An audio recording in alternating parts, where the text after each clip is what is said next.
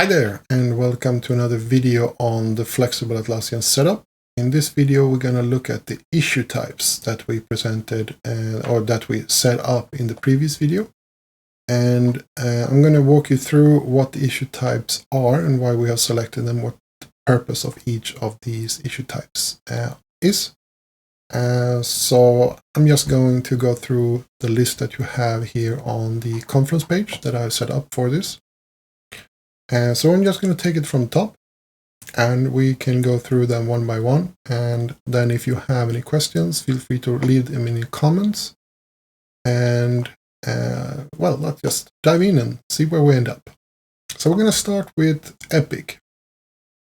Epic is the top level in the standard hierarchy that we have in Jira Software. And Epic is one of the worst issue types that you can actually have, because at any level in your organization, you will use Epic differently. So when a development team talks about Epic, they actually means a development Epic. And when your manager talk about Epics, they mean more strategic levels. And when your CEOs talk about Epics, it's more on strategic level. And if you also integrate with other systems, they will also have the term Epic there.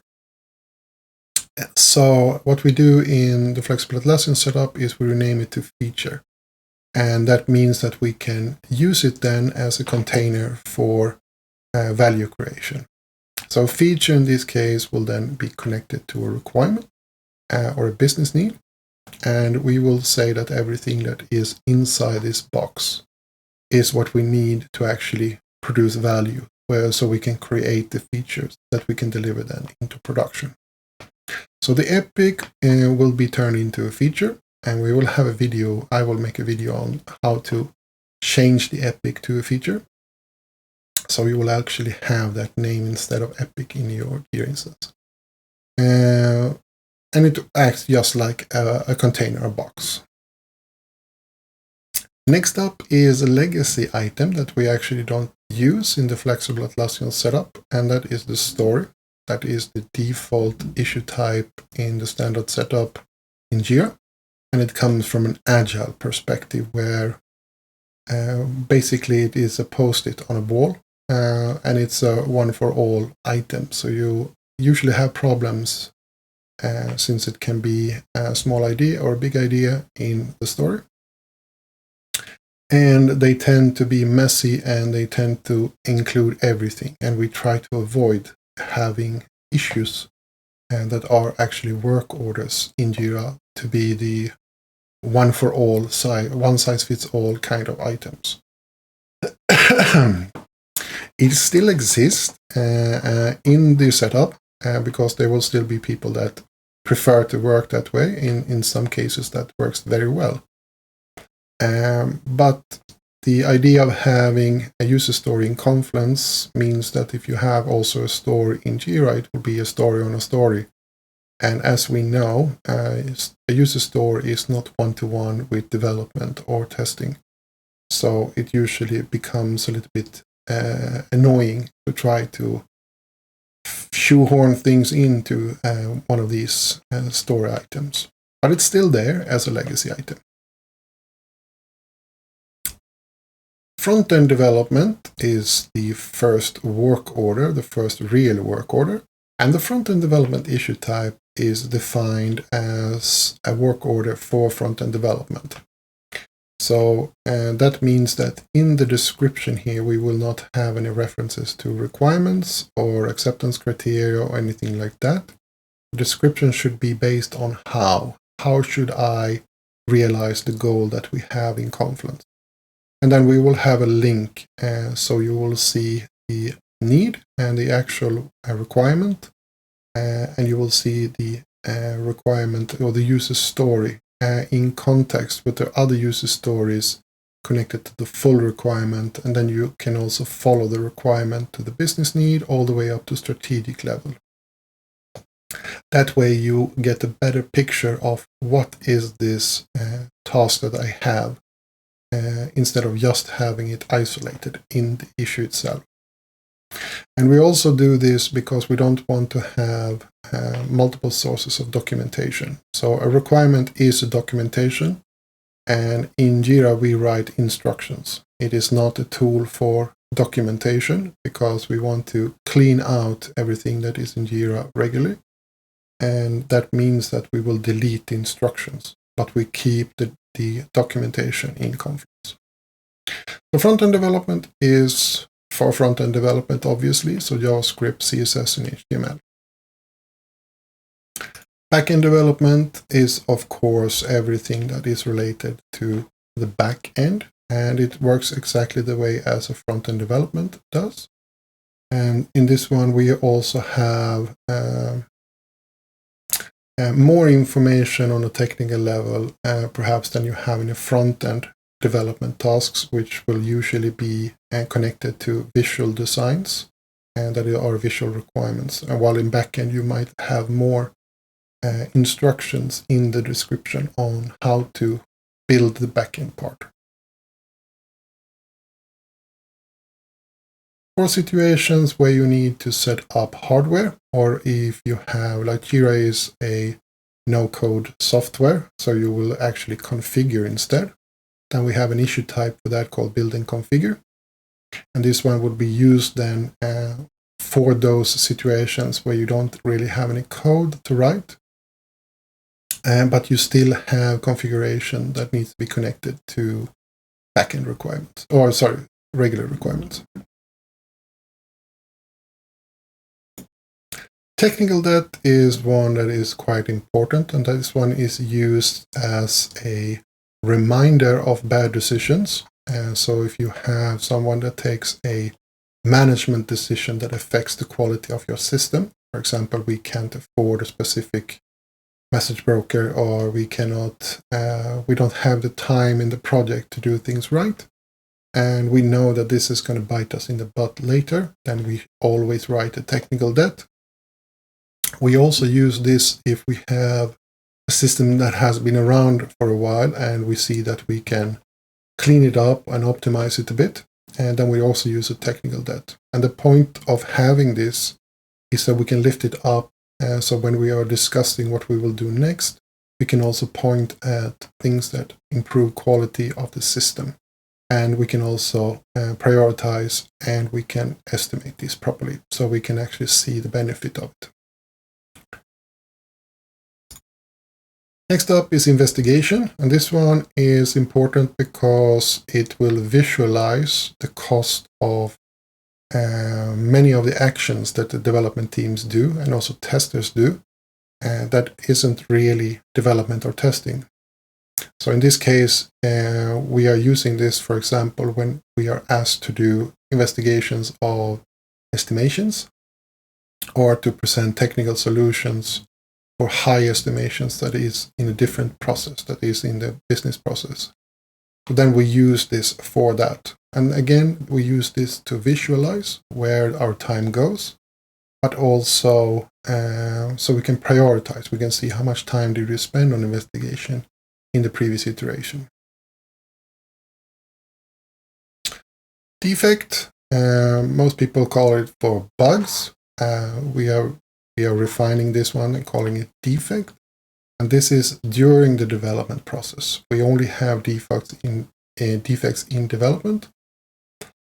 And what we do is we add this as a subtask normally. So in a front-end development task, for example, if there's a bug connected to it, we will add that as a subtask and thereby blocking the issue itself from getting to close status. But we also have this as a standalone issue type. So if we, for example, do a exploratory testing, and then we can actually just create a defect on its own. And we can also use this in the scenario where we have a defect in a development task, front-end or back-end, but we decide that we need to push this to production anyway, and then we will then take the subtask that is blocking this, and we will transform that into a standalone task, and then it will become a known issue. So it will be a known error or known defect. And this is usually done for cosmetic changes or cosmetic faults. And that is why we have this as both a subtask and a standard issue type. I'm going to skip master incident since that is not really a part of the software setup. So I'm going to go to incident instead. And I haven't written this one completely yet, so don't worry about what it says here. So the incident is a defect that is found in production. And the reason why we separate this from regular defects that is in development is because incidents in production is something that actually affects people, and it can have an impact on not just performance and sales perhaps, but also on branding and first impressions. So that's why we have a different issue type for that, so we can prioritize it. Incidents often come with SLAs as well, so you have things that needs to be fixed quickly, especially if they are of a high priority. So that's why we are separating this, so we can actually filter them out more efficiently and we can focus on what we need to have. So those are incidents in production. We have design, which is design task that is for both UX and UI issues, and that you want to have in the development team or as a separate entity. And these are designed then for the workflow that the designers have with multiple revisions and also for multiple approvals. And these will ultimately lead into becoming a requirement in some form. So this is one of the few business-oriented objects that we have, because design is on the business side of things.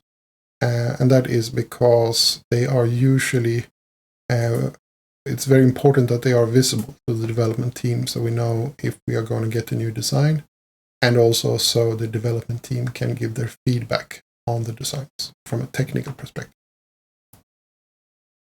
Tasks are very simple. It is something that needs to be done that doesn't really deliver any value.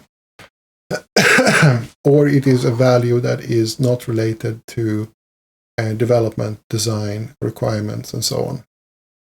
So it could be, for example, we need to write instructions for how to use the system, and that is a documentation task. It can be that I need to buy cake for the team. It can be also things like prepare a presentation or a demo for a meeting and things like that. But it should never be used for development, it should never be used for design and so on. It's outside of the standard processes. And it also have a very simplified workflow. It's basically a new in progress and completed. And then we have subtasks, which are the way that we break down our assignments, basically. So if you have a front-end development task, for example, I might want to break that down into sub-activities for myself, and then I can use the subtask.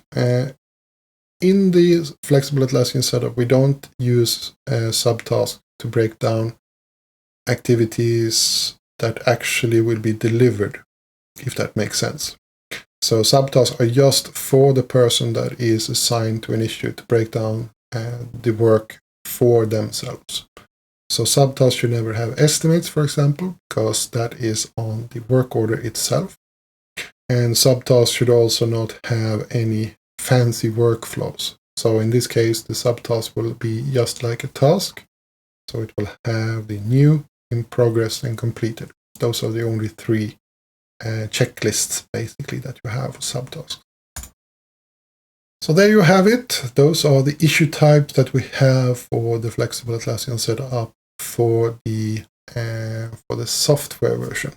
I'm going to have more videos on how we set up the issue types for your service management later on, and also when we build the business process on top of this, so that we can use it in big picture and also in advanced portfolio. The advanced roadmaps. So if you have any questions for this, or if you want to discuss the validity of my choices, or if you have other opinions, please leave a comment.